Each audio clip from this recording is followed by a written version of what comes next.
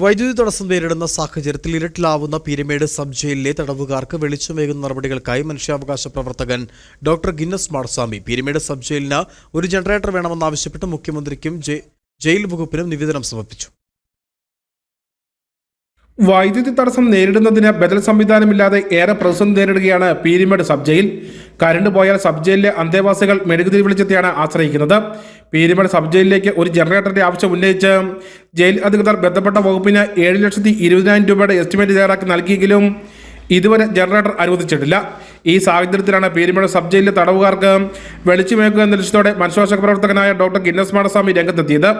Sub ജയിലിന് ഒരു generator അനുവദിക്കണമെന്ന് ആവശ്യപ്പെട്ട മുഖ്യമന്ത്രിക്കും ജയിൽ വകുപ്പിനും നിവേദനം സമർപ്പിച്ചതായി ഡോക്ടർ ഗിന്നസ് മാടസ്വാമി അറിയിച്ചു. പീരുമേട് സബ് ജയിലിൽ ജനറേറ്റർ സംവിധാനം ഇല്ലാത്തതുകൊണ്ട് വൈദ്യുതി നിലച്ചാൽ അവിടുത്തെ അന്തേവാസികൾ ഇരുട്ടിലാണ് താമസിക്കുന്നത്. മെഴുകുതിരി വെട്ടത്തിലാണ് കഴിയുന്നത്.